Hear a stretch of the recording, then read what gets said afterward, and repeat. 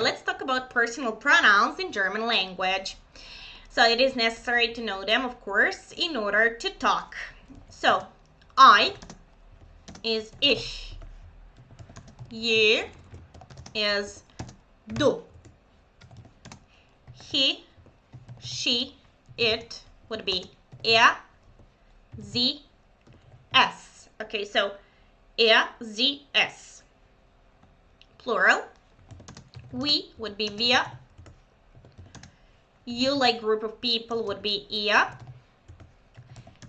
And then they would be sie. Okay? And they also have the form of you used to show that you're polite, usually when you speak to your boss, somebody unknown, and so on. So you would use the form sie. Okay, it's a capital letter, and always, and it's considered third person plural. Okay, so let's take a look here. First thing that you may notice is that she is sie and they is sie, and you for polite speaking is also sie. So how will you know the difference? Well, first of all, you will know the difference because of the verb. Okay, so it's the same as in English. So for example, she is Anna. It would be sie ist Anna. Okay, so ist, the verb is in the third person singular, and they are Anna and Peter. So sie sind Anna und Peter. So you will see the difference in the verb, okay, and also whether there are more of them or not. And when you speak, you will know who you refer to, and also the context, of course, whether written or spoken. You know, there are always sentences before and after that will help you understand. Okay, and as I said, sie with a capital letter is used to speak to somebody in a polite way. So when you have Herr or Frau, which would mean, like, you know, Mr. or something like that, you would use it. So you cannot mix this one, let's say, with a two that are before. And another thing that is very important, and that often people who speak English make this mistake, it's the following. So in English, it is used for non-human beings and for animals, right? So for things and for animals, let's say. So in English, you know, house would be it, cat would be it. Let's see, next one would be, for example, pen. Okay, it's also it. So whatever is not human, you know, it is considered it. However, in German, it is not like that. Okay, so you remember that German nouns have genders. So it would be das Haus, die Katze, der Kugelschreiber, which would mean pen. Okay, so actually, you have to take a look at the article, okay, at the gender. And that's how you know which personal pronoun you can, you know, use instead of the noun. So when you have das, it's the same as s, okay, it in English. And here, if you have die as feminine noun, then you would use sie, and if you have der, you would use er. So regardless of the fact that pen is not alive, it's a thing, you can use er, and you have to use er. You cannot use s, okay, it's not s. And also die Katze, das Haus, or let me show you another example, das Kind, it's also s, okay. And simply you have to know the gender of the noun, and that's another reason why the gender is important, basically. So also for plural, die Kinder it's Z. So with plural, it's always easier because, as you remember, the article is always the same. Never mind what gender they are in singular. So you would always use Z as the third person plural. Okay, that's how personal pronouns function. And also, in some languages, you can erase the subject and just use the verb. What I mean by that, in some languages, you can just say, okay, let me, ich bin traurig, meaning I'm sad. So in some languages, such as my native language, you can just use the verb am sad. But in German, you have to always use, okay, the pronoun. You cannot erase the pronoun. It's really important. Let's see how German nouns function. They're really different from English nouns because German nouns have a gender. So it's a grammatical gender and you have to know it to speak grammatically correct language. If you don't know the gender of the noun, you know, all grammar that you learn cannot be used, basically. Okay, so there are three genders: masculine gender, feminine gender, and neutral gender, and plural of the nouns, which is the same for all of them. So, for example, der Tisch, which would mean table, and der Vater, which would mean a father. So, sometimes it's kind of logical because the real gender, you know, is the same as the grammatical one. So, der Vater. Father is masculine generally in all sense. But for example, in some languages, this gender may not be the same. So in German language, Tisch is masculine. Why? Because. Okay, so you just remember that it's der Tisch. Also, for example, der Stuhl, which would mean chair. For example, in my native language, in Serbian language, chair is feminine. Okay, but here it's masculine, so you have to memorize it. There are certain rules, but they cannot be applied everywhere. There are a lot of exceptions. So basically, it's the best to memorize it, and you will see at the beginning it's very difficult, but as the time, you know, passes away, it gets easier. Feminine would be like die Mutter, which would mean mother. Here it's also kind of logical. And then we have, for example, die Lampe, which would mean the lamp. So usually, you know, nouns that end in E are feminine.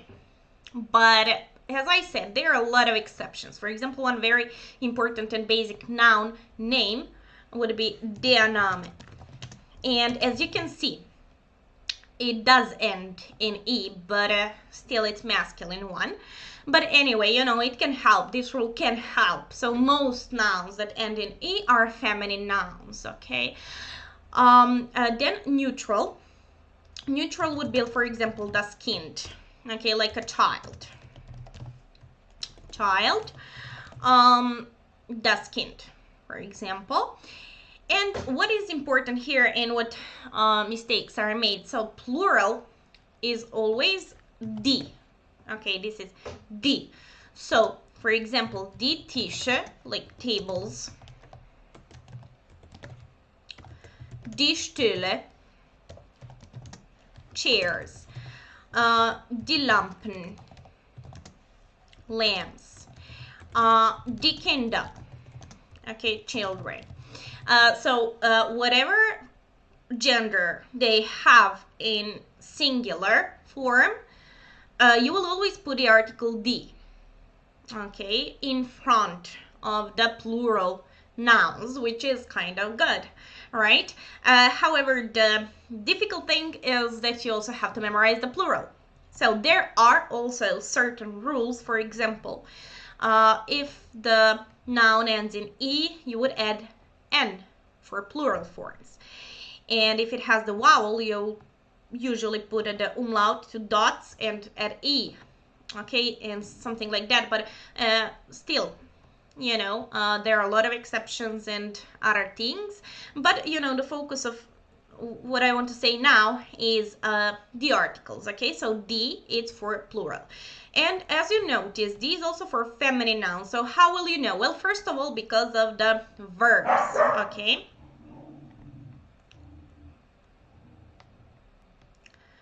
So how will you know if the noun is feminine or plural? Well, first of all, because of the verb. What do I mean? Well, for example, die Mutter, die Mutter ist hier. So ist is the verb for third person singular. And you know that the noun is singular. And for example, let's see this, das Kind ist hier. Okay, the child is here, or die Kinder sind hier. Okay, so you see the verb shows you that, and also, of course, always the context. And when you talk, it's kind of easier because you would know what you want to say. But if you're not sure, the best way is to look at a verb. Okay, and another thing. And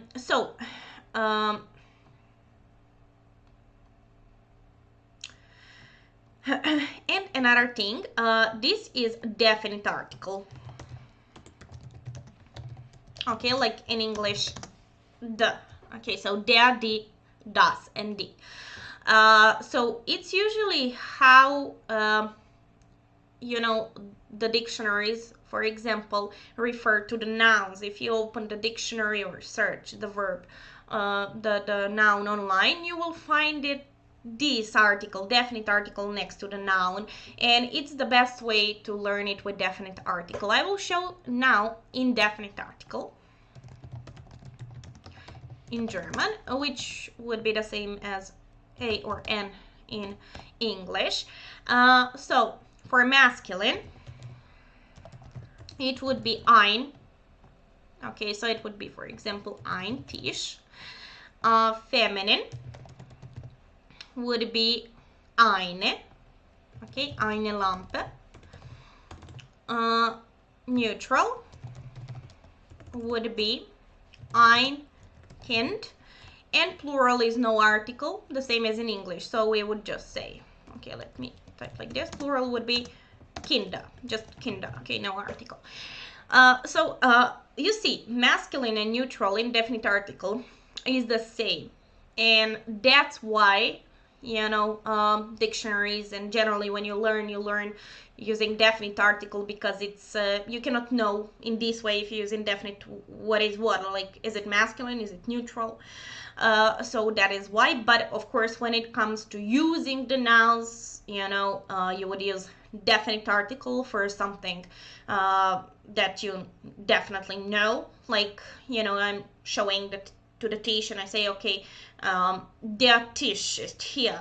Okay, but for example, ich habe einen Tisch, or ein Tisch ist hier. Okay, I mean one of many. So basically the use is the same, but that's how you learn it. See what question words in German are.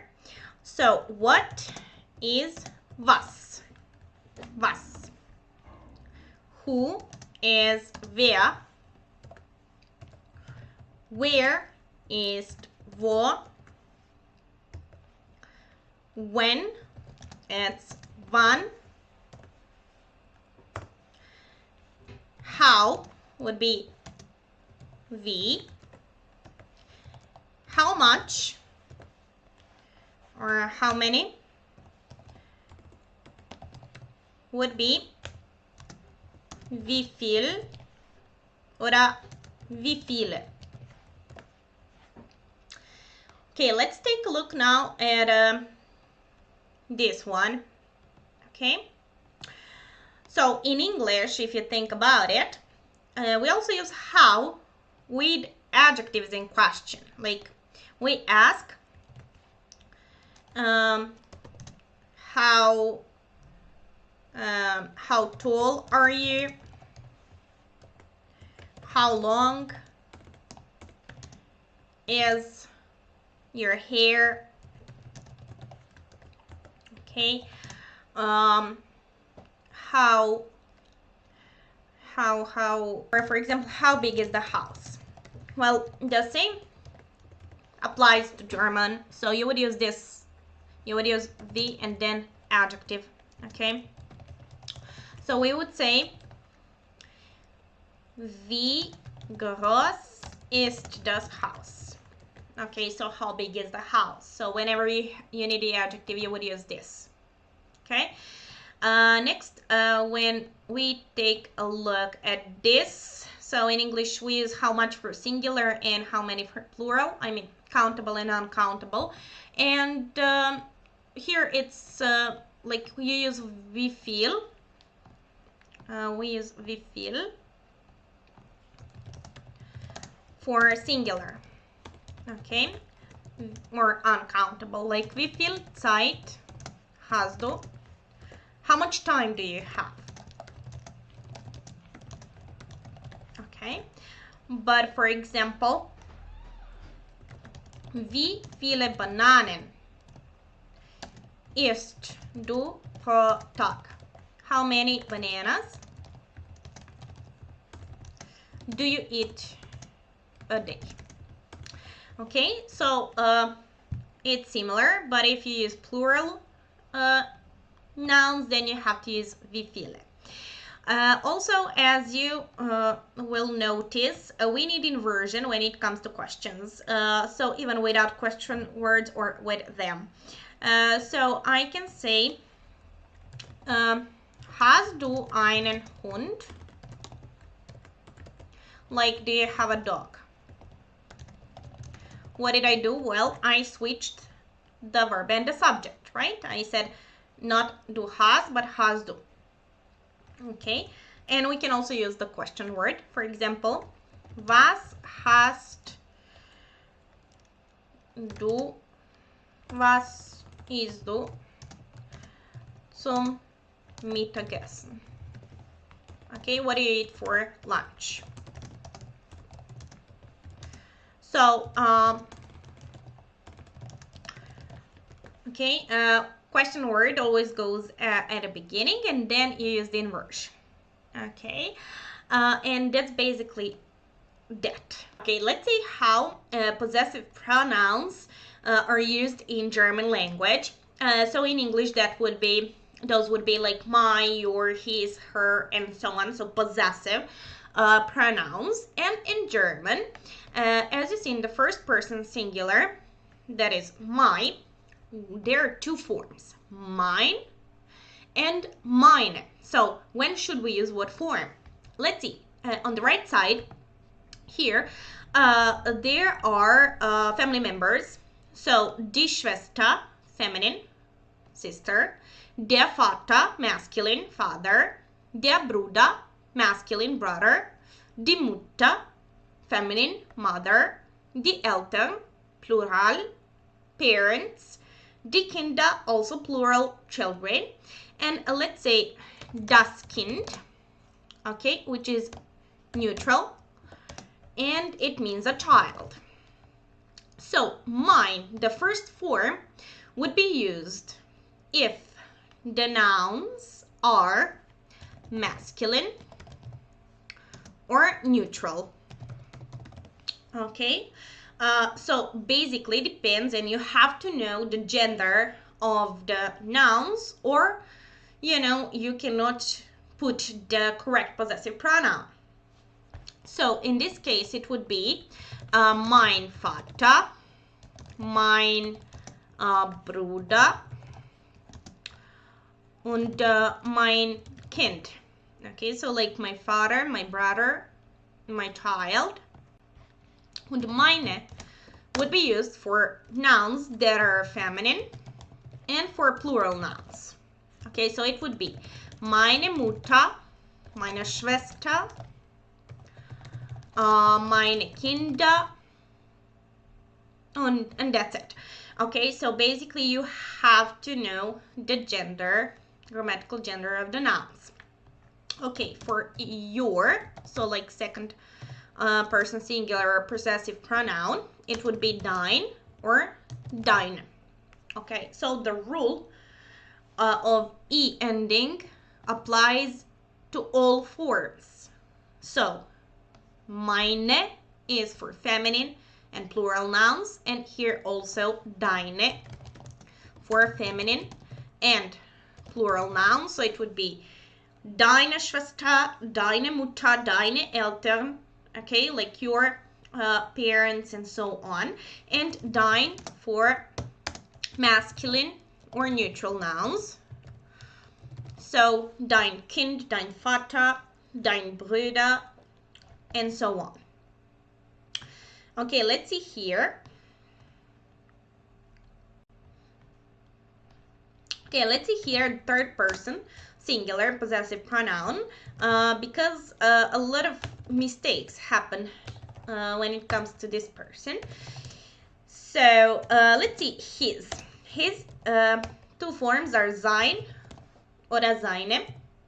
Again, you have to know the gender of the noun. So it would be seine Mutter und sein Vater, zum Beispiel, okay?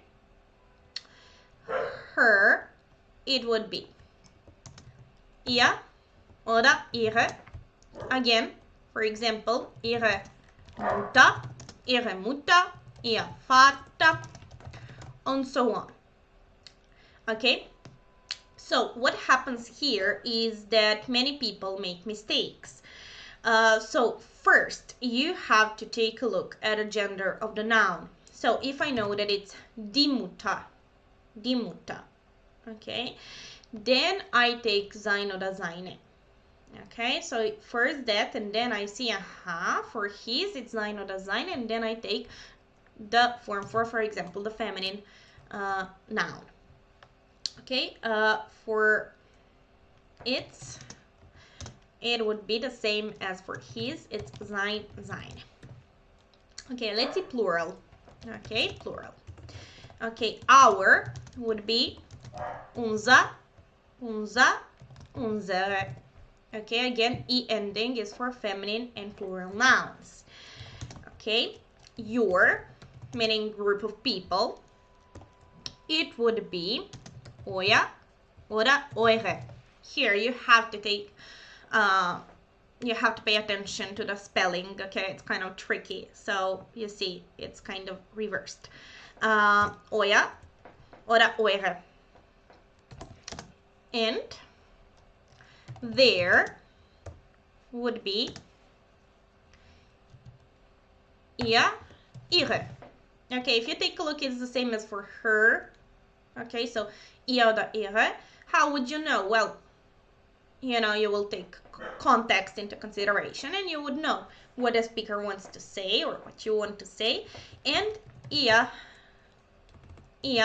oder ihre is also used for, you know, the form your that is used for as a polite form. So that's how this functions. You have to know the gender basically, but it's nothing difficult. Okay, so when it comes to the present tense so when it comes to present tense in German language, it's very important to remember that there is no difference as in English, for example, between present simple and present continuous. So there is only one type of present in German language. So you will use present for something that you do generally and that you're now doing.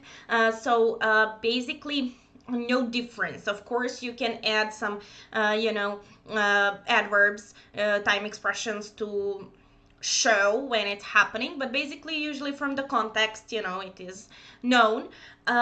So that's very important. The other thing that you should know is that infinitive form in German language is recognized by the ending n, meaning en. Okay, so zum Beispiel spielen, play, kommen, come, and so on. So basically that's how you see that it's a verb and you just see the infinitive form. Okay, well, in order to form present tense in German language, you have to take this en off the infinitive, okay, and to add certain endings. So basically, okay, you will take that off, and then we have a stem. Okay, this is a stem. Okay, and on that you add certain endings. We will see now which ones. Okay, so for first person singular like ich, you need to add I. Okay, so it would be, I will take the verb spielen. Ich spiele. Okay, ich spiele. For second person singular, you would add st, meaning du spielst. You play. Er, sie, es spielt. Okay, so you add t. Spielt. Ich spiele. Du spielst. Er, sie, es spielt. Okay, so wir spielen. So we add en. Okay, it sounds like the infinitive, but it's important to erase en and to add it. I will tell you why later. Ihr spielt. So we also add t as in the third person singular. And sie spielen. Spielen. Okay, which means that we add en. Okay, so the endings would be e, st, t, and then en, t, en. Basically, some students memorize these endings by heart, like est, t, and so on, or they take one verb, you know, that they know how to change, and on the basis of that they change the others. And this is, of course, only at the beginning. You know, after a while it will just go naturally. So let's, for example, see kommen. Okay, the stem is kom, and it would go like this. Ich komme, du kommst, er, sie, es kommt. Wir kommen, ihr kommt, sie kommen. Okay, so that's how you form it. Most of the verbs are regular, but there are some irregular verbs, which we will see a bit later. Okay, so let's see.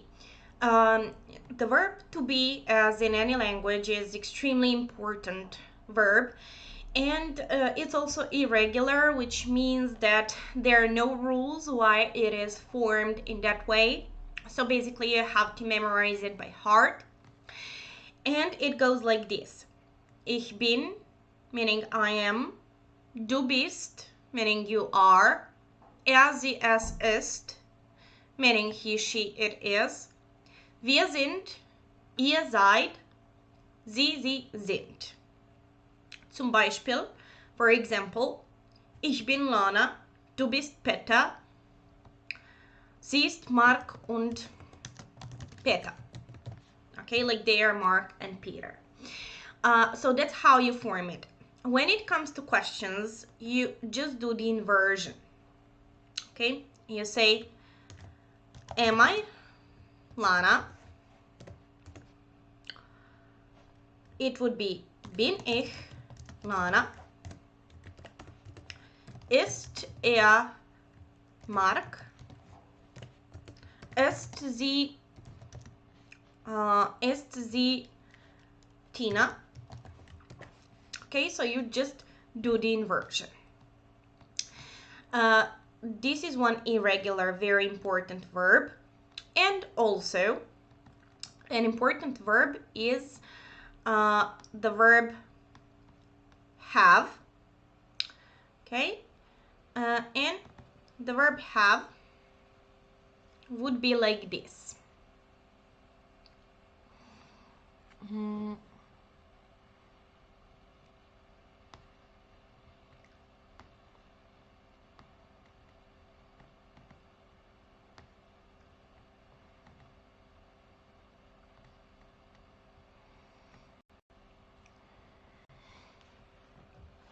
So the verb to have ist haben. So actually, this verb is irregular only in the second and third person singular. In all other forms, it is regular, which means that you add the continuations that you generally add to regular verbs. So it would be ich habe, I have, du hast, sie, es hat. Okay, so let's see here. The first person is regular. We added e, but here there is no b. Okay, we do add st and t, but no b. That's why it is irregular. So du hast, sie, es hat. Okay, and the plural is regular. So wir haben, ihr habt, und sie haben. Okay, so just pay attention to the second and third singular, but everything else is regular. We also need inversion for questions. For example, du hast eine Schwester. You have a sister. The question form, the interrogative form would be hast du eine Schwester? Okay, so just the inversion. Those two are extremely important in speech, and especially the verb to be is completely irregular, so pay attention to that. And here just pay attention to two persons. Okay, so I said that most of German verbs in the present tense are regular ones, so you need to add the endings est, t, ent, en. And before continuing with irregular ones, I just wanted to say that some infinitives finish just in n, not en. For example, feiern, which means celebrate. So don't get confused. Feiern. So there is no en, but you need to take n off and add the ending. So they are regular ones. They just don't have, let's say, regular infinitive form. So ich feiere, du feierst, sie es feiert. Basically you just add the normal ones. And also to pay attention when it comes to verbs that have only h. So for example, gehen. Many people find it weird because the stem would be ge. So just make sure to prolong in pronunciation. So ich gehe, du gehst, sie, es geht, geht. Okay, so basically when h stands without c, okay, then it's not pronounced, but you need to prolong the verb. Okay, now when it comes to irregular verbs, there are certain groups, let's say. Some verbs that contain a, the vowel a, such as fahren, which means travel or drive. Then waschen, which would mean wash. For example, those. They are actually irregular in second and third person singular, and most, not all, but most of irregular verb groups are irregular only in these two persons. So the first one would be regular, so ich wasche, aber du wäschst. So here we change the pronunciation. Okay, this is e. Okay, when you add umlaut, those two dots on the vowel, it's pronounced like e. Du wäschst, sie, es wäscht. Okay, so basically those two are irregular, just those two. You don't change and you don't add umlaut, anywhere else. So it would be wir waschen, ihr wascht, und sie waschen. Okay, waschen.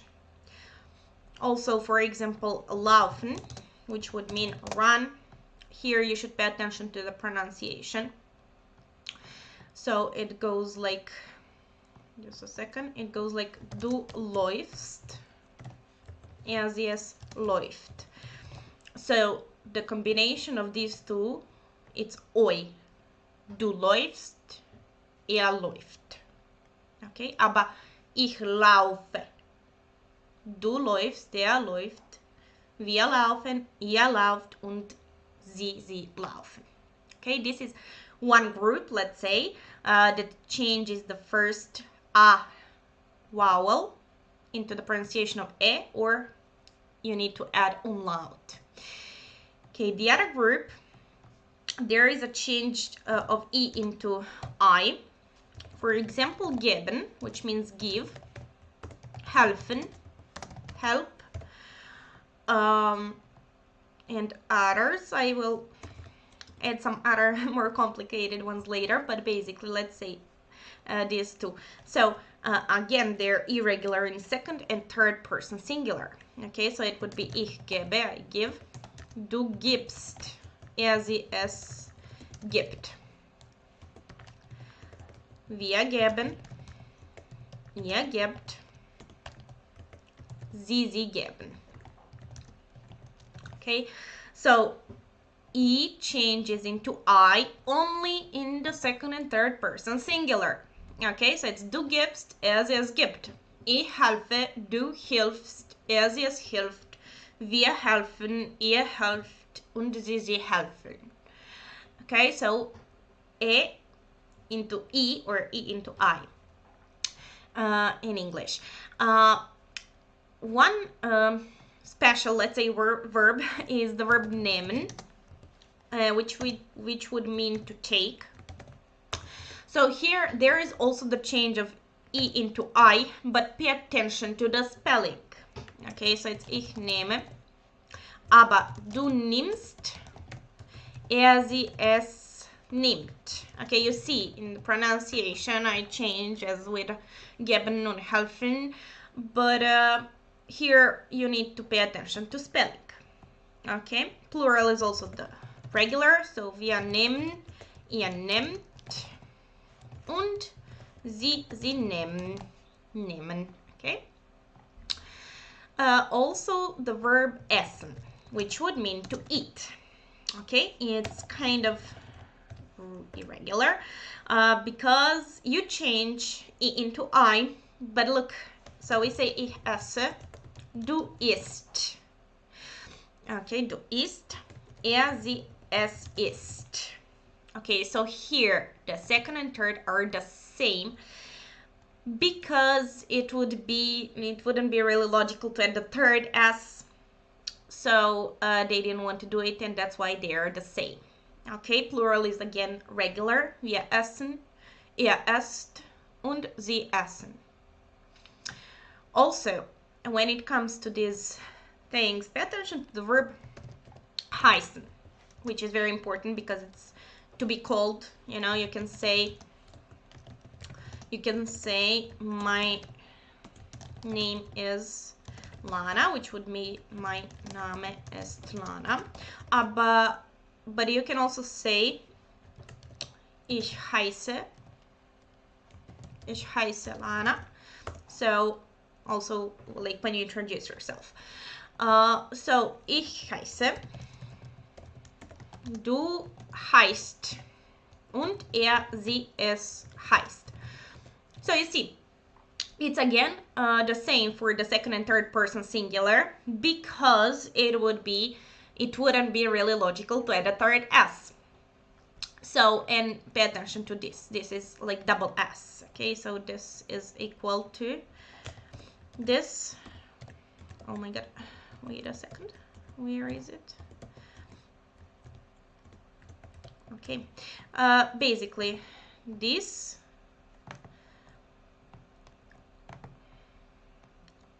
is the same.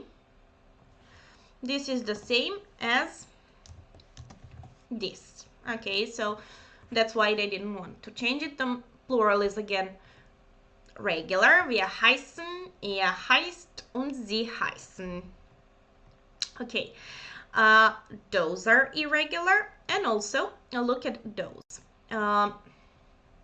Also look at those. So the verb sehen, which means to see. Ich sehe, remember the prolonged pronunciation. Du siehst. Okay, so here there is the change of I into IE. Siehst. Okay, but many people find it really difficult because of kind of spelling, or so you don't pronounce H and you say siehst. Okay, it's a long E. Sie, es, sieht. Sieht. Okay, wir sehen, ihr seht und sie sehen. Also, the verb lesen, which means to read, lesen, read. Ich lesen, du liest, sie, es liest. Okay, the second and third are the same. And also there is change of E into IE. Okay, plural is regular, wir lesen, ihr lest und sie lesen.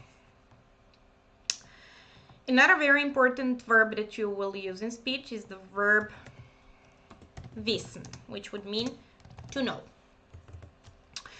So the whole singular part is irregular, first, second, and third. Okay, it goes like this. Ich weiß, du weißt, sie, es weiß. Okay, you need to memorize these. It's like, you know, the first and third are the same, and in the second you add just T because we have double S. And wir wissen, ihr wisst und sie wissen. So when you want to say I know or I don't know, you would say ich weiß nicht. Ich weiß nicht. Okay, it's important because it's really used. These verbs, for example, arbeiten, which would mean to work, und warten, which would mean to wait. So if we take the en of the infinitive, the stem ends in T. Okay? And in this case, it's extremely difficult to add ST or T. Okay, so try. Du warst. Yeah, warst. It's just impossible. Okay, so in this case, before these endings, you need to add E. Okay, so whenever you add this, and it's in the second person singular and plural, and third person singular. Okay, so like this. Ich warte, du wartest. Okay, so I say du wartest. Sie, es wartet. Okay, again, I. Wir warten, du, ihr wartet und sie warten. Okay, so before these, I added E. Du wartest, sie, es wartet, and also here. Okay, the same goes with arbeiten, which is very much used. Okay, and the final, let's say, group is the following. For example, sitzen, which would mean to sit, or putzen, which would mean to clean, tidy up. So if we take en of the infinitive, the stem ends in this. Okay, which would make it difficult to add s after the stem. So what do we do with this group of verbs? For example, ich putze, du putzt, sie, es putzt. Okay, so here I do not add s and then that's why I have the second and third person singular the same. Okay, because of the pronunciation. You just add T and plural forms are regular. Okay, those are some important and basic, let's say, irregular verbs in the present tense. Let's see how to form and use modal verbs in German language. Modal verbs are a special group of verbs. They are modal or auxiliary verbs, which means that they cannot stand without another verb. Okay, so they require the second verb and they cannot stand alone. They are all in German language irregular in singular forms, and in plural forms they are regular. So let's see the present of modal verbs in German. The first one is können, which would mean can. Okay, so to be able or to do something. So ich kann, du kannst, sie, es kann. Okay, so these are singular forms. Let's see. First and third person singular are always the same when it comes to modal verbs in German language. And in the second person singular, we add the ending st, but still, the stem is irregular. So you have to memorize the singular forms. Plural is luckily regular, which means that you add the endings which you generally add to regular verbs in present. So it would be wir können, ihr könnt und sie können. So you see, it's the same ent, en as with regular verbs in present. Just pay attention to memorize the singular one. Okay, next one is müssen, which means must. Okay, it goes like this. Ich muss, du musst, sie, es muss. Again, the first and third are the same. The second one has st, or in this case just t, because of already there are already two letters of s, and there is no umlaut. Okay, we don't say ich muss, we just say ich muss. Okay, and plural forms are regular, so wir müssen, ihr müsst und sie müssen. Okay, next one is sollen, so should. Ich soll, du sollst, sie, es soll. Okay, so this is a simple one, I would say. Basically just the stem. The first and third are the same, and plural would be wir sollen, ihr sollt und sie sollen. Okay. Then dürfen would be allowed to do something. So permission. Ich darf, du darfst, sie, es darf. So the first and third are the same. Okay, wir dürfen, ihr dürft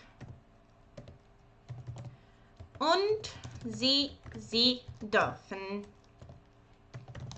Plural is the same. Okay, then there is the verb mögen, which would mean to like.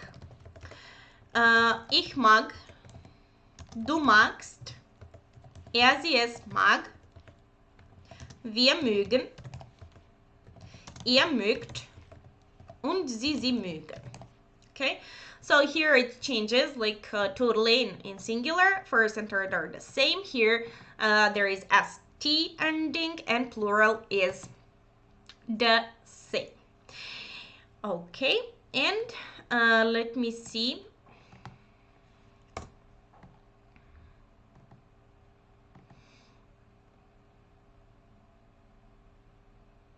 And wollen, which would mean to want. It goes like ich will, du willst, sie es will, wir wollen, ihr wollt und sie wollen. Okay, so will, willst, will, wollen, wollt, wollen. Now let's see. Okay, now let's see how we can use these verbs. Okay, so modal verbs in German language occupy the second position in a sentence. And the other verb, remember, they always require the second verb, and that other verb is always at the end in infinitive form. So the second verb is always at the end of the sentence, always. And it occupies, so the last position in the sentence, and it stands in infinitive form. So you don't change this other verb depending on a person. You change the modal verb, but not infinitive one. Okay, let's see how that can be used in a whole sentence. For example, Mark kann sehr gut schwimmen. Schwimmen. Okay, so Mark can swim very well. Mark can swim very well. So let's see. Mark is the third person singular. Right?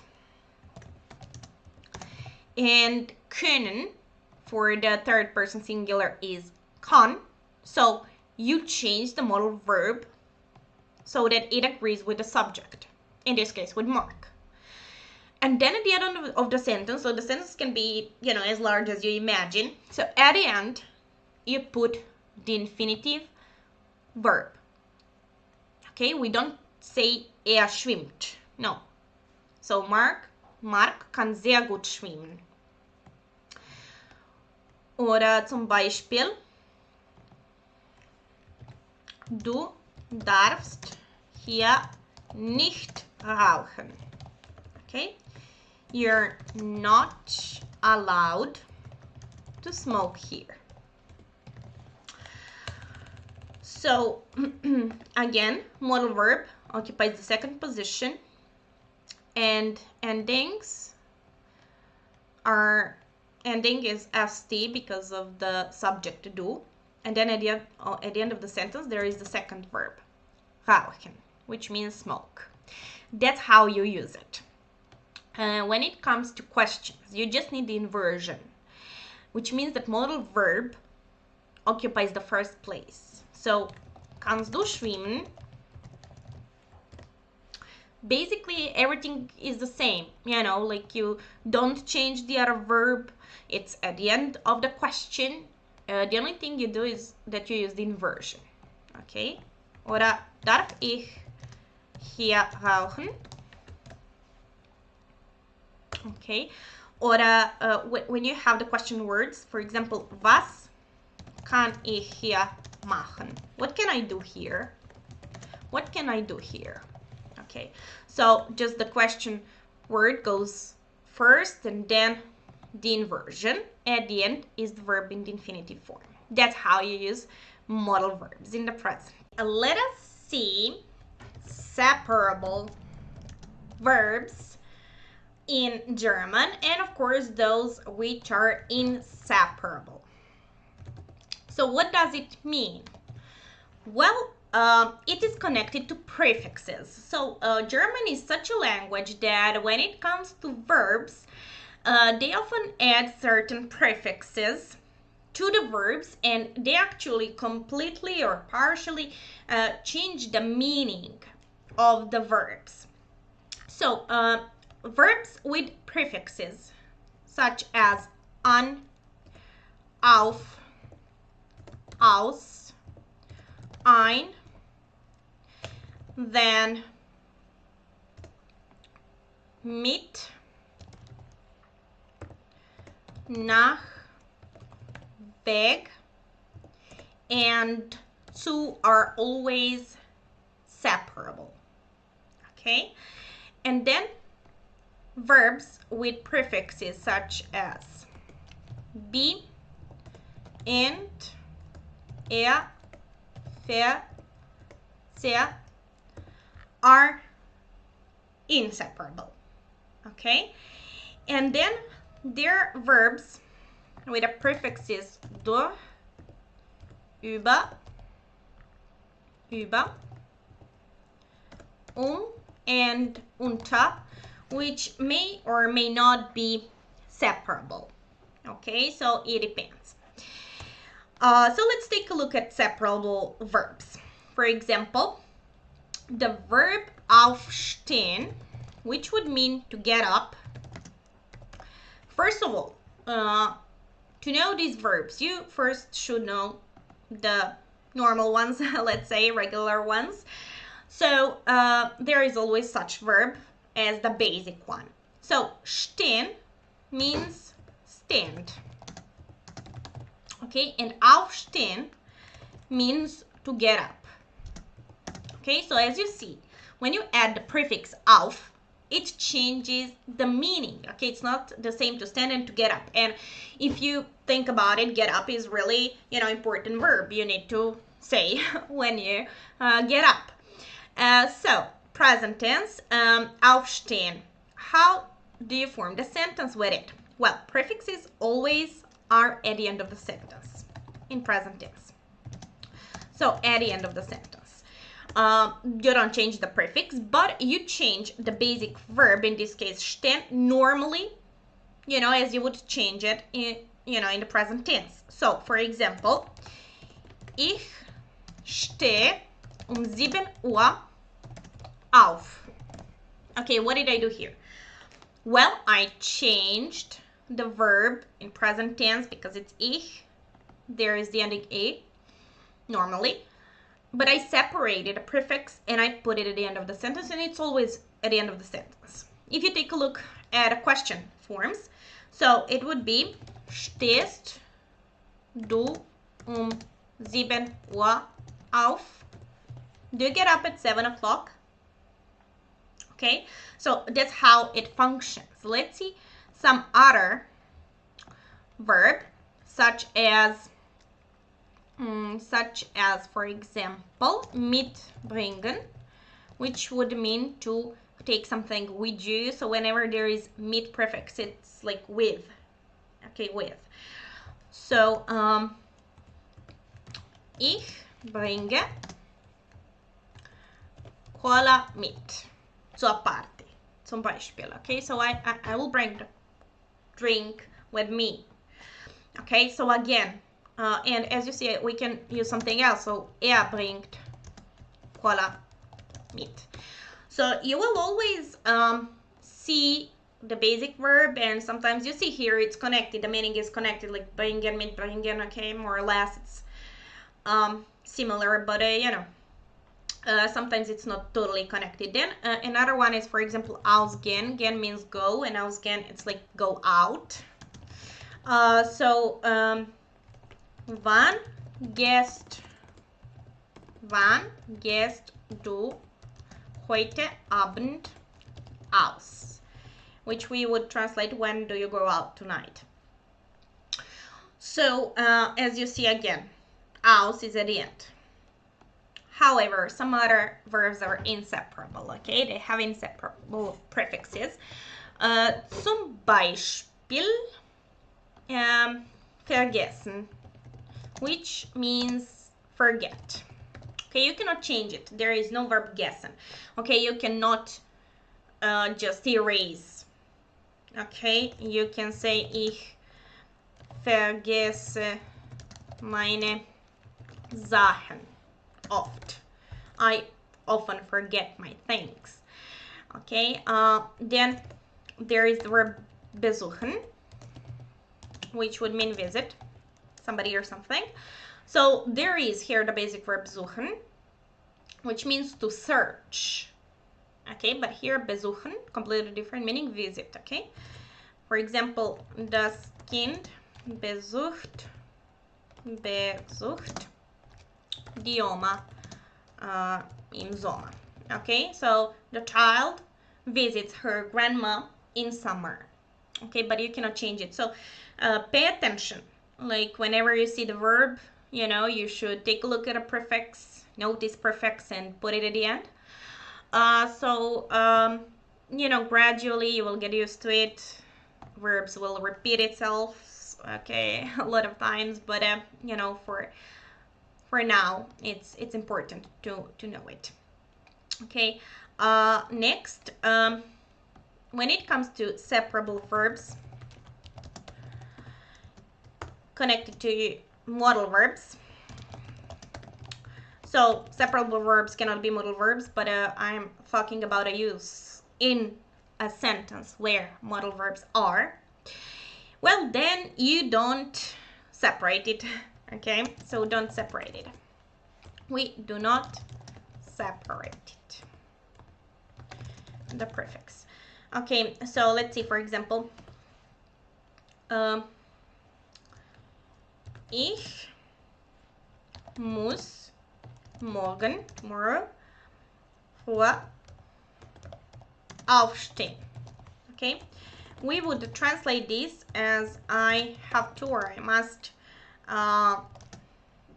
get up early tomorrow.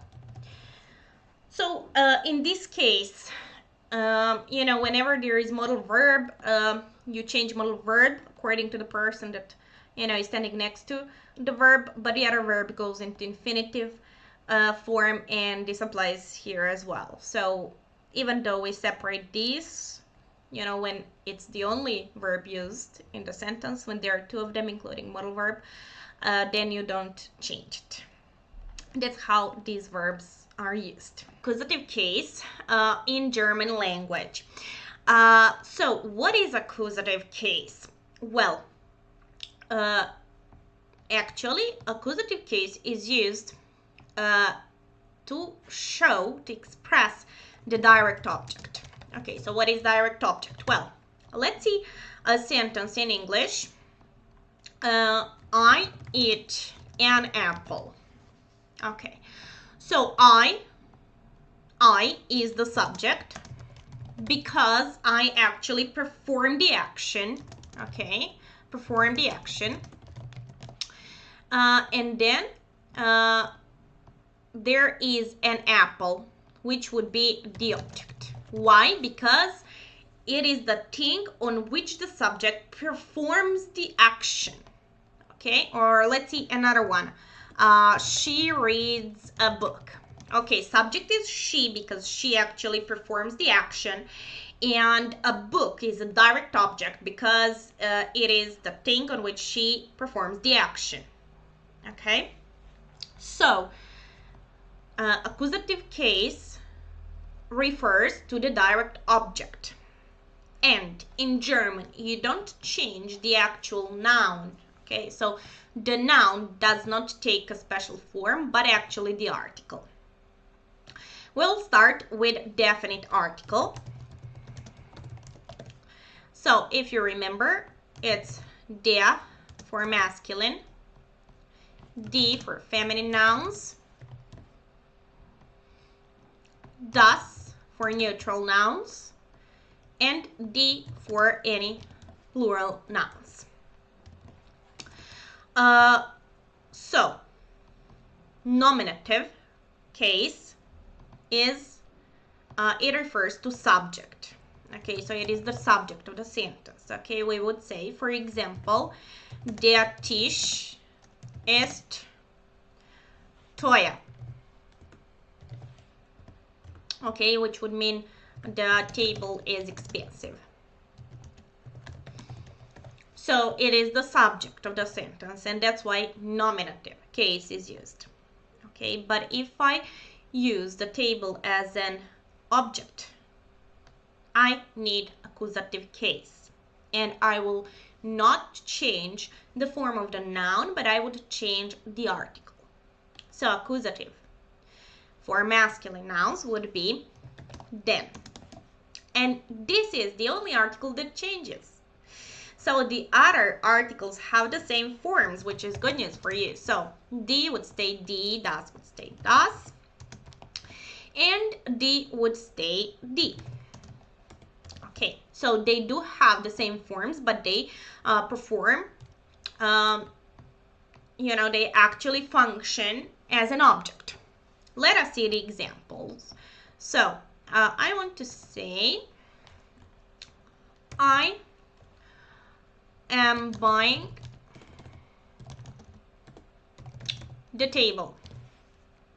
Okay, it would be ich kaufe. Kaufen ist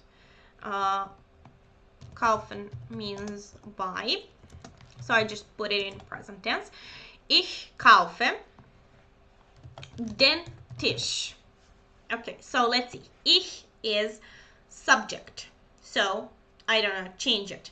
And then table is here the object because I am buying the table. Okay, table is the object, and that's why I need accusative.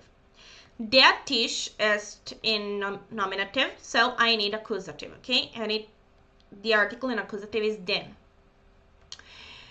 Okay, I can also say ich kaufe die Lampe, and die Lampe functions as the object, but it's just that the articles have the same form in both cases. Or ich kaufe, okay, so ich kaufe das Haus. Okay, it's the same, it's just it functions as an object. We need accusative, but they have the same form, which is good. So what you need to do is just to pay attention if the noun is masculine. Okay, that's how we use this case. On the right side here, there are a couple of nouns connected to food. So der Apfel, apple, die Orange, orange, das Bier, beer, and the Apfel, apples. So whenever you say, for example, that you eat or drink something, you actually need accusative, right?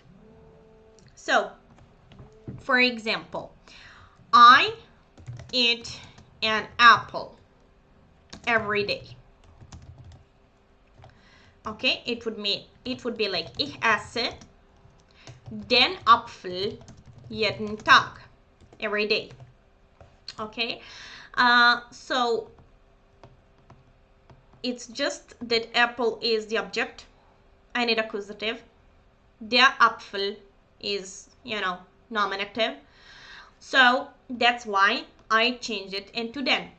Die Orange, das Bier, und die Äpfel. If we say that we eat or drink these things, we also need accusative. But as you see, die, das, and plural doesn't change.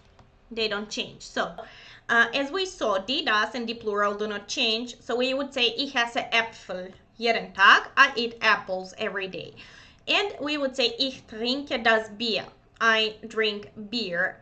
So it would not change, but they function as direct objects, and you need to use accusative case. So when it comes to indefinite article,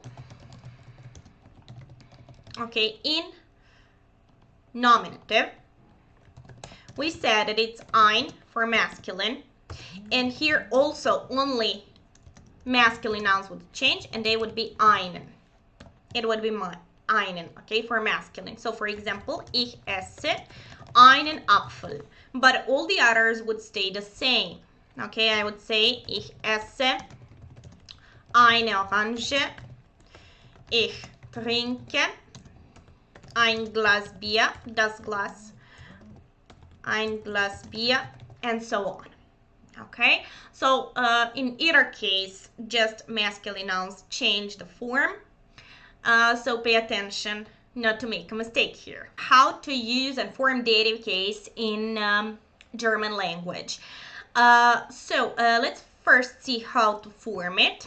First is definite article. So in nominative, it's just der for masculine, die for feminine, das for neutral, and die for plural nouns. Okay, so in dative, it would be dem for both masculine and neutral, der for feminine, and then den for plural. So in accusative case, only masculine form changes, but here everything change. So you need to pay attention to that when it comes to indefinite article. Article, which is in nominative case, ein for masculine, eine for feminine, again ein for neutral, and no article for plural, and it would say like that in dative.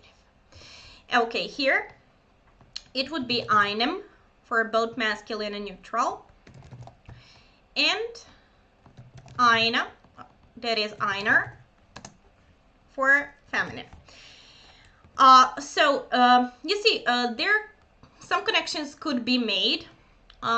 So for example, first you can see what is the same, okay, and that's masculine and neutral in both definite and indefinitive article. Another thing that you can notice is the continuation. So you see here we have dem or m, whatever it is easier for you to remember, and the same here. You see, it's the same and it has the same ending, and here it's er, like der, and here it's eine. Okay, so there is some connection. Basically, it's not totally abstract and totally, you know, random. So when do we use it? First, you have to know the difference between direct and indirect object. Okay, so there are two types of objects: indirect object and direct object. Okay, direct object we use for accusative case and indirect for dative. So direct object is what I was talking about in the video about accusative case. So basically, it is a person or thing that receives the action.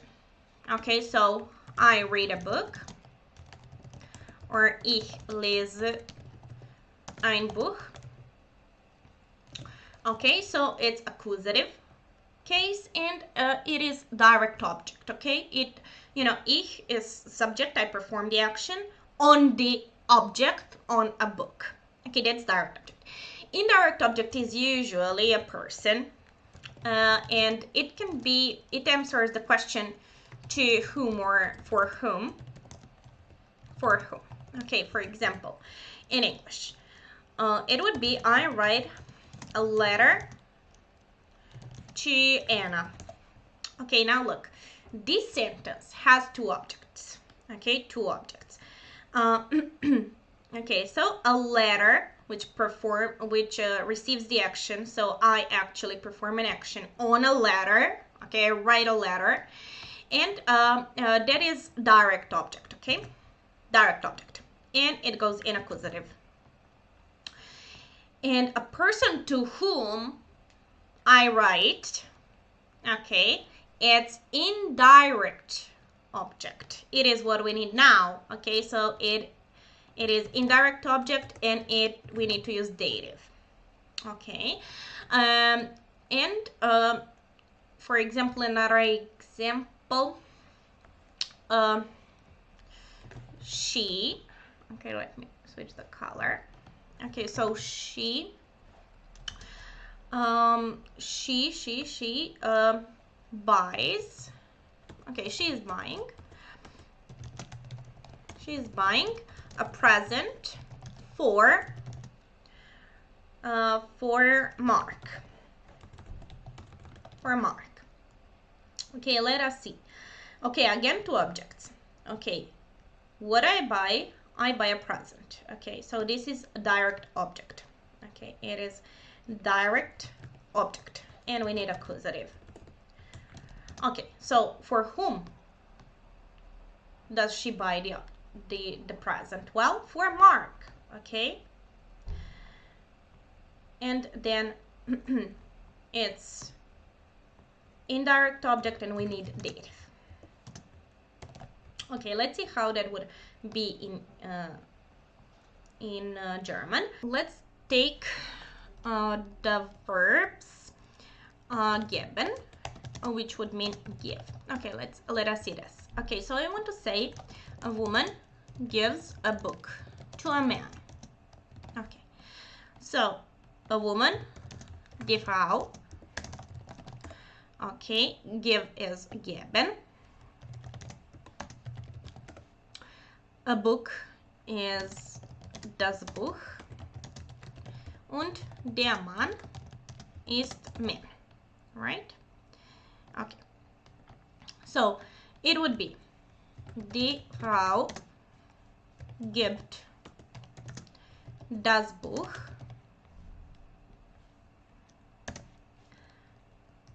dem Mann. Okay. Let us see. This is a literal translation, okay, from English to German. Well, actually, there are two objects, okay, like das Buch, it's direct object and it's an accusative.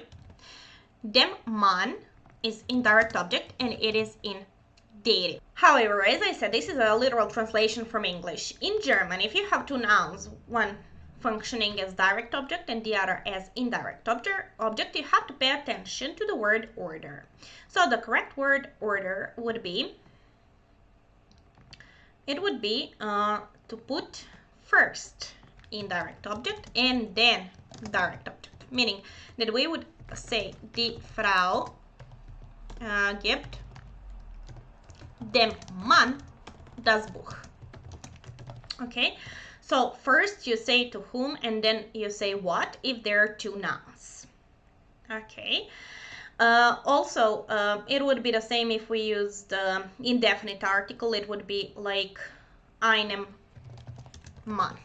Okay, the same, but basically you need dative.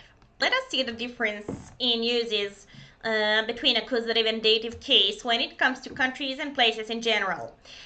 So let's see. Nominative for masculine is der. For masculine is der. Then die for feminine, right? Das for neutral and die for plural. Okay, then accusative, we said that only masculine changes. And the other stay the same, which means that it's die for feminine, das for neutral, and die for plural.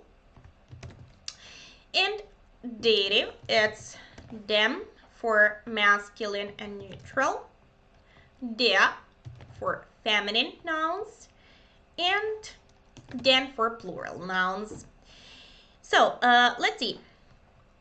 To say and express movement, okay, that you go somewhere, not that you're there, that you go somewhere, you can use accusative and usually the preposition in, which is the same in English and in German. So what are some verbs of movement? Well, gehen, like go, fahren, which would be like travel or drive. And let's use those two. It's just important for you to see that it's movement. Okay, and let us see some places in the city. Das Kino, cinema. Then, for example, der Park, which would be park. And then let's say, for example, die Bibliothek, which would be library. Okay, so you should use in an accusative if you go to the places. So if you're in the movement, in English it would be I am going to the park. Okay, so you're not in the park, you're going to the park. the process of the movement. So it would be ich gehe in den Park. Okay, let's see now. Park is der, it's masculine. So if we take a look at a table, it says den for accusative, right? So I need in and then accusative for movement. Ich gehe in den Park. Ich gehe in den Park. Okay, also ich gehe in das Kino oder die Bibliothek. So the others stay the same because in accusative only masculine changes. So this is how I express. Okay, I cannot say in their park, and I cannot say in them park because it's simply not correct. Okay, and if I want to show the state, not the movement, but the state that I'm already there. Okay, so for example, I am at a park. I'm there.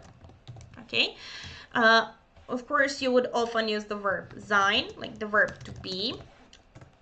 And now you would need in, and then you would need dative. Okay, so let us see. It's again der Park. Then we would say ich bin in dem Park. Oder ich bin in dem Kino. Oder ich bin in der Bibliothek. Okay, so in all these examples, I use dative because it's not a movement. So, you know, if you say in den Park or in den Park, it's, you know, it means a lot, you know, the difference. So cases are important, and this is how you can differentiate between these two. However, you can also use the preposition zu and dative for the movement. So pay attention. I know it's a bit, you know, it's easy to get confused, but for a movement, for the places in the city, you would either use zu and dative, okay, or in and accusative. So I will put this here so that you can see. I'm going to the park, okay? It can also be said like this. Ich gehe zu dem Park. Okay, zu dem, I'm using dative. Ich gehe zu dem Kino because it's das Kino and dem is the dative. Okay, and often in German they shorten it like this, zum.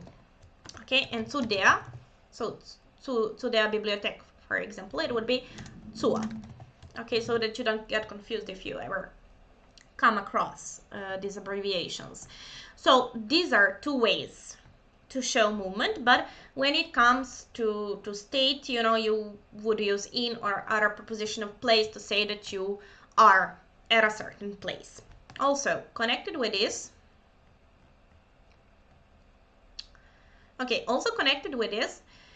is prepositions of place. Okay, so whenever you say only what is there, you know, you want to describe a place, you want to describe a room, a house, you know, to say what is where, you would use dative, okay, and some preposition of place. Okay, so dative, because, you know, if you think about it, you know, if I want to say, for example, the table is next to the TV, then, you know, table cannot move itself unless I move it. So if there is no, you know, human agent involved, and you just say, you know, you just describe the place, what is where, then you should use dative. Okay, so let's go through the prepositions of place.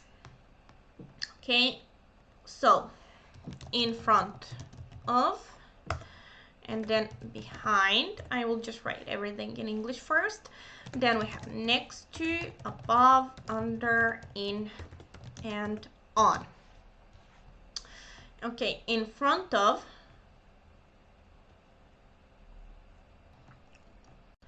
Okay, so in front of would be vor, behind hinter. It helps if you memorize them in pair, like vor und hinter. Neben, it's like next to. Über und unter. In stays in, and there are two ons. So let us see. If on is literally like on the table, for example, then you say auf. But if it is, for example, on the wall, you know, like, so let me see. This is a wall. And the picture is, for example, painting is on the wall. Okay. So some painting is on the wall. Then, you know, you would not use auf because it's like this. Okay. It's not literally on, but it's on the wall. Then you would use an. Okay. So it could be auf or an. So auf if it is like this literally, and on if it is like, you know, by the wall, let's say. So after these prepositions, you will use dative if you use them to say where something is. Okay, let me give you some vocabulary items. Let's say der Tisch would be the table. Der Fernseher would be TV. Then das Sofa. Then, for example, die Lampe. Das Bild would be picture. Die Wand would be wall. And for example, well, let's do with them. So to go back to the example that I previously given you, so it would be der Tisch ist neben dem Fernseher. Okay, let's see. So table is subject, I don't change it, so it's just der Tisch ist. Next to is neben. After this preposition, I need dative because it's der Fernseher masculine. I need dem. Neben dem Fernseher. Okay, let's see more. Let's say the picture is on the wall. Okay, we would say das Bild ist an der Wand. Okay, die Wand, der Wand, dative. Okay, oder the book is on the table. Okay, it's literally on the table. So we would say das Buch ist auf dem Tisch. Okay, so everywhere I use dative after prepositions of place. Okay, let's say die Lampe ist hinter dem Sofa. Okay, it's behind the sofa. So that's how you use prepositions of place. Okay, now when it comes to countries and cities, whenever there are names, you know, when it comes to movement, you would use the preposition nach without any article. Why without article? Well, because those are the names. You don't put the article in front of, for example, Anna. Okay, so the same goes with this. So we would say, for example, ich fahre nach Italien. Okay, I go to Italy. I'm going to Italy. Oder du gehst nach London. Okay, so it's the movement and I just put a preposition nach and then the name of the country or city. Okay, if I'm there, so the state, not the movement, I would use just in without article. So I would say, ich bin in Italien und du bist in London. Okay, just the verb be and in and the name. However, there are exceptions. Okay, let us see the exceptions. Okay, so Türkei, USA und Schweiz are exceptions because there is an article in front of them. So it's die Türkei, die Schweiz und die USA. But pay attention here. Türkei und Schweiz are feminine nouns and USA is plural. Okay, this is important. So when it comes to movement, we need accusative. Okay, in and then accusative, which would mean that I would say ich fahre in die Türkei, in die Schweiz, and in the USA. Okay, article doesn't change because it's the same for feminine and plural nouns in accusative, right? But when it comes to state, so not movement, that I'm already there, we need in and then dative. Okay, so it would be ich bin in der Türkei, in der Schweiz, and in den USA, because USA is plural, so you need den. Okay, those are exceptions, but basically all the other function as I told you above. Okay, let us now see accusative case of personal pronouns. And actually in English, although English doesn't have, officially doesn't have cases, but there are ways in English to express what German expresses. In this way, in English, those would be object pronouns. And object pronouns in English are personal pronouns in accusative case in German. So let us see in English. Okay, object pronouns are me, like I, see, me, or you love me. That's better. You love me. Okay, you love me. So why is this object pronoun? Well, me functions as an object. Okay, so you is the subject and me is the object. Okay, you stays you, like I love you. Okay, and then him, for example, I see him. Him is the object. Her, I write to her. Okay, so it's her. Okay, then it stays it, like I love it. Then when it comes to plural, it's us. I see us, object. Okay, you as a group of people. I see you. And them, I love them. It's an object pronoun. So in German language, let us see. Okay, so nominative that would be just the subject, like I, and then accusative.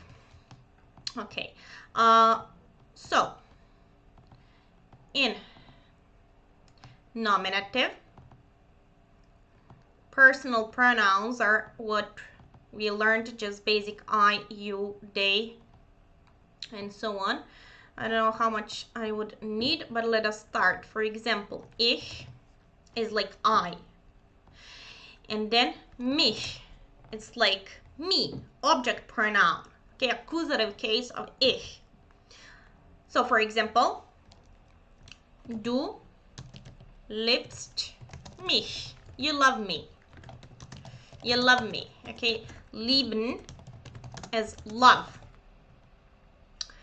Okay, then the next one is du, like you, and it would be dich. Okay, they even rhyme, right? So mich, dich, and it's like ich liebe dich. I love you. Okay, then er would be in. Okay, I see him. would be ich sehe ihn. Sorry, ich sehe ihn. Sie, like she, stays sie. Okay, and s, like it stays s. So it would be ich sehe sie. I see her. Okay, or ich sehe es. I see it. It stays the same, but it functions as an object. As the s, then wir, which would be we, it's like uns. Okay, ich liebe uns. I love us. Ich liebe uns. Okay, then ihr, which would mean you as a group of people. And ihr would be euch. Okay, ich sehe euch. Okay, I see you, you as a group of people. And I would need another one. So sie meaning they would stay the same. And the same goes with sie with capital letter, which we use, as you remember, to talk with somebody in a polite way. So it would stay the same. Okay, so these are object pronouns or accusative case of personal pronouns in German language. Okay, let's see now personal pronouns in dative case. Okay, so we need indirect object. Okay, we'll see examples later. This is what we've already learned. Basically, we have object pronouns or accusative case of personal pronouns, and now we'll see dative ones. So, ich, mir, du, dir, er, im, and the same goes with for s, it's im. For sie, it's ihr. Uns, euch, sorry, it's euch. And then it's ihnen, and the same for capital letter Z. So it's ihnen, we also need capital letter. Okay, let's see what we notice here. First of all, we notice that for er and s, dative case is the same. Im. Okay, and the next thing we notice is that in accusative and dative, these two are the same. Okay, so uns and euch for wir und ihr. Those are the same. We talked that accusative is direct object. Okay, it's a direct object. Direct object, and dative is indirect object. So we say it answers the question actually for whom or to whom we do something. Let's see the example. For example, a woman gives a present to a man. Okay, we had an example previously. A present is direct object, right? In accusative, we need it. And to a man is indirect object, we need it in dative case, right? So it would be die Frau oder eine Frau gibt das Geschenk. Das Geschenk is a present, but if you remember, we first need indirect object, right? So it would be einem oder dem Mann das Geschenk. Okay, so again, when you have two nouns, okay, let me show you. When there are two nouns, such as here, okay, a man, so two nouns, Geschenk, there has to be like first indirect object and then direct object, okay? However, when there are two personal pronouns, okay, it has to be direct object and then indirect object, okay? So it is the reverse. What I mean by that? So, der Mann is the same as er, right? And here we need indirect object, so if we take a look at a table, it would be im. And das Geschenk, or a present, it's the same as S, and it is direct object. And if we take a look, it stays S in accusative, right? So the same sentence would be: Die Frau gibt es ihm. Okay, that's how the short version would be. Okay, that's how it functions.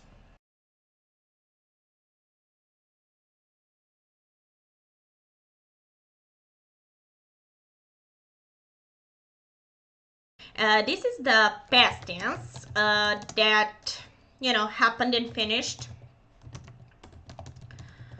especially about a single action rather than a repeated one. So perfect is formed, you know, by, actually it has two parts. So the first part is the verb haben oder sein, like to have or to be, but it functions only as auxiliary verb, and you have to choose between the two. Okay, they occupy the second place in the sentence always. Okay, so that's the first part of perfect. Let's revise how we change it. Okay, it's like ich habe, du hast, er sie es hat, wir haben, ihr habt, und sie haben. Okay, so you actually need the present tense to form the auxiliary verb haben and sein. Okay, sein would be ich bin, du bist, sie es ist, wir sind, ihr seid, und sie sind. Right? Okay, so you actually conjugate these verbs in present to use it in perfect. Okay, so you need to change it according to the person standing next to the verb, and always put haben or sein second in a sentence. Okay, so how will you choose between haben or sein? Well, most of verbs require haben, okay, as an auxiliary, so maybe 90%, but also we need sometimes to use sein. So sein is actually used if there is movement involved. Okay, movement involved, such as gehen, kommen, fliegen, okay, which means fly, and so on. So basically movement. Okay, there are some exceptions, of course, but you know, it's movement. Haben is often described as, you know, not movement, which is true. But I would also say that you should look for this for the object. Why? Let's take a look at the verb spielen, okay, which means play. And if we have the expression play football, okay, you could think that it's movement because you actually play football, but what is the point here? Football is an object, so if there is an object and movement, object, you know, will decide the auxiliary, and we would use haben. Okay, so the other part of perfect is participle, past participle, which is put at the end of the sentence. Okay, so in German they are so-called weak, or I would say just regular verbs, and strong or irregular verbs.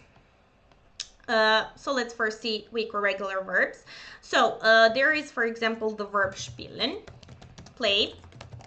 So how do we form past participle? Well, you put ge, and then you cross n, okay, you cross it, and you put t instead of en. So it would mean that we have gespielt, and there is past participle. Okay, you add ge and t. Okay, so for example, machen, do, it would be gemacht. Okay, so that's how you form it. So regular verbs or weak verbs are formed in this way. When it comes to so-called strong, or I would just say irregular verbs, they have to be memorized, and they are the third column, you know, the same as in English would be like go, went, been. That been is past participle, and the same goes with German language. So you have to memorize it. For example, gehen, it's gegangen. And for example, geben, it's gegeben. So sometimes they're easier, sometimes they're not so easy, but basically you have to memorize it. I will show you later the list, but let me show you how the whole sentence would look like. So I want to say, for example, this sentence: Ich habe Fußball gespielt. Okay, so we said it, spielen goes with the auxiliary verb haben because there is an object. So I put the verb haben in present tense according to the person, ich. And then at the end of the sentence, I use past participle. Since this is the regular weak verb, I made past participle by putting ge and te at the end of the sentence. Okay? Or, for example, du bist nach London gegangen. Okay. Here, gegangen is the past participle of the verb gehen, and it is irregular or strong. So I just took it from the column that I memorized. And since it is movement, gehen meaning like go, then you need the verb sein in the present tense and to, put it in the verb in the form bist because of du. Okay, so I traveled to London. I went to London. Okay, this is how it is formed. This is on the right side, okay? You need third column for past participle. So for example, let me see, essen, gegessen. Okay, so you memorize it. They are strong or irregular verbs.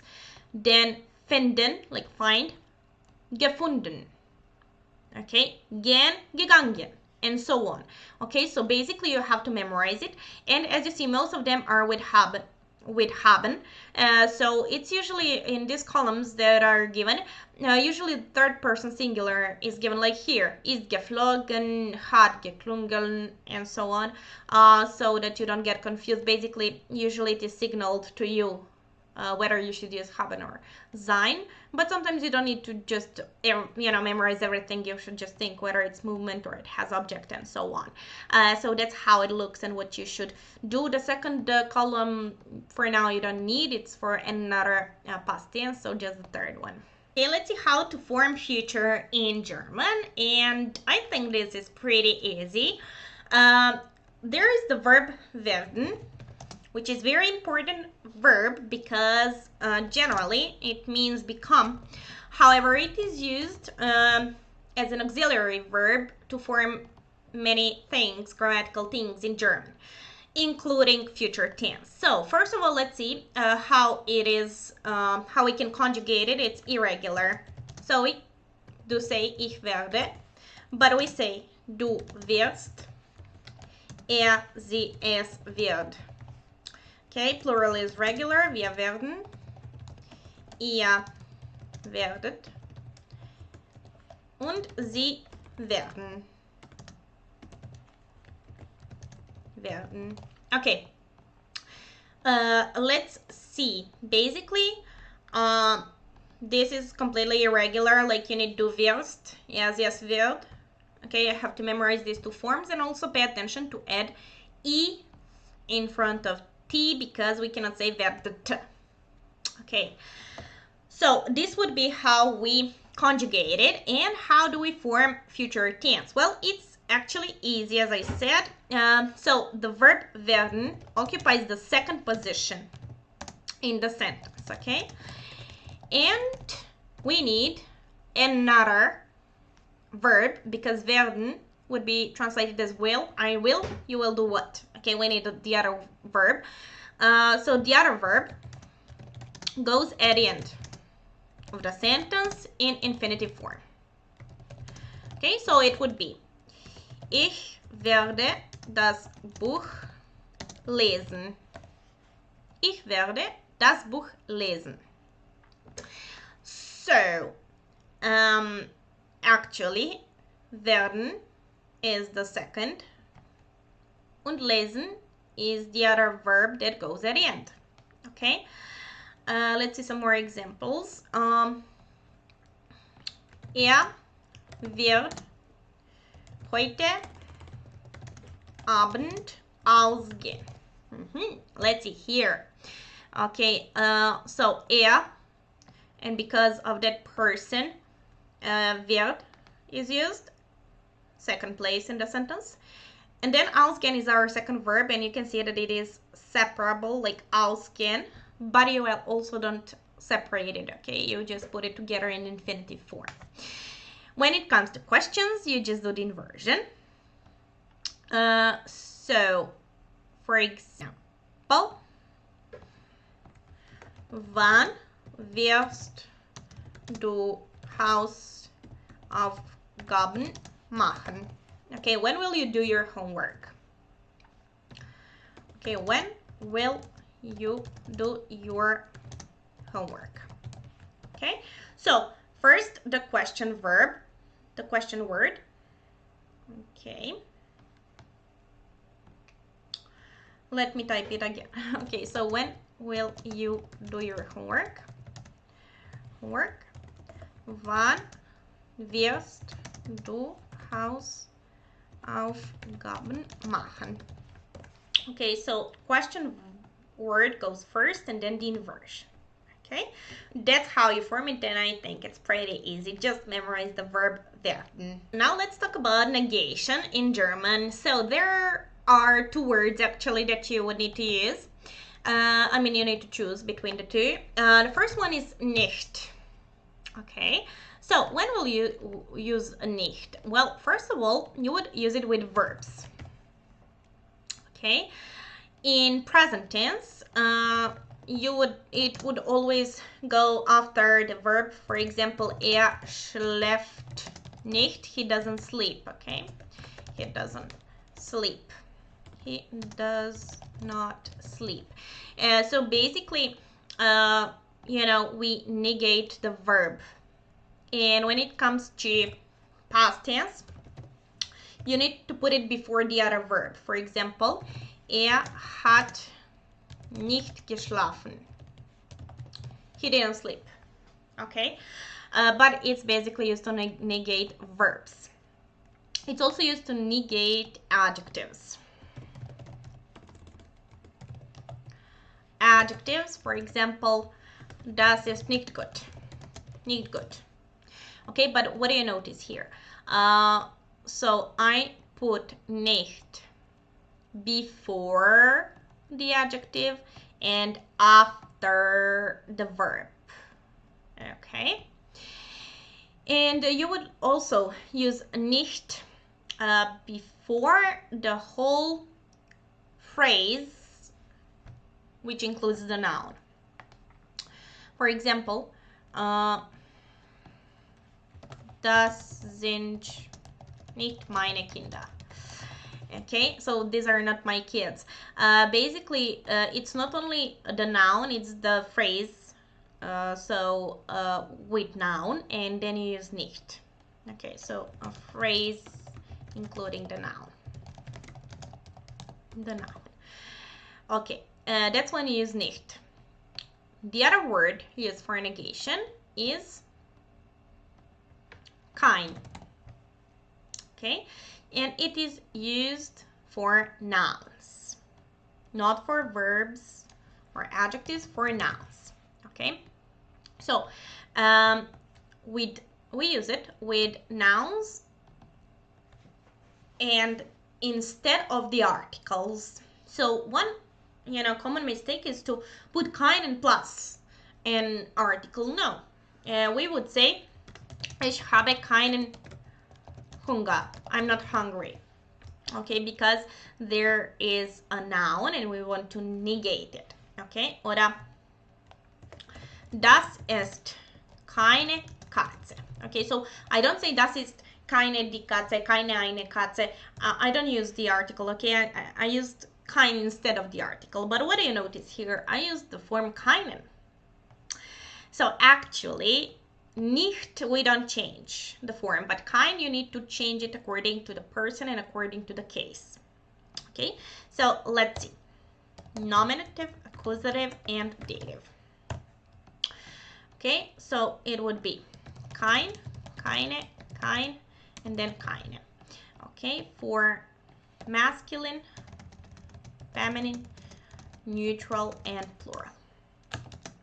Okay, so in accusative, it's always masculine that is changed, so it would be keinen, keine, kein, and kein.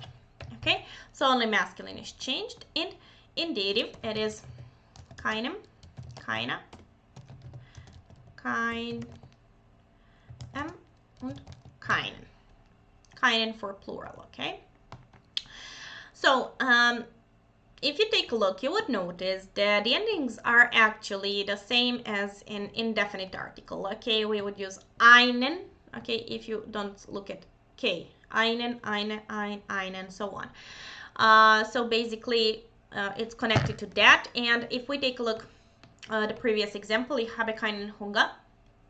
Well, der Hunger, and then we need the accusative because haben requires that, because Hunger is an object, direct object.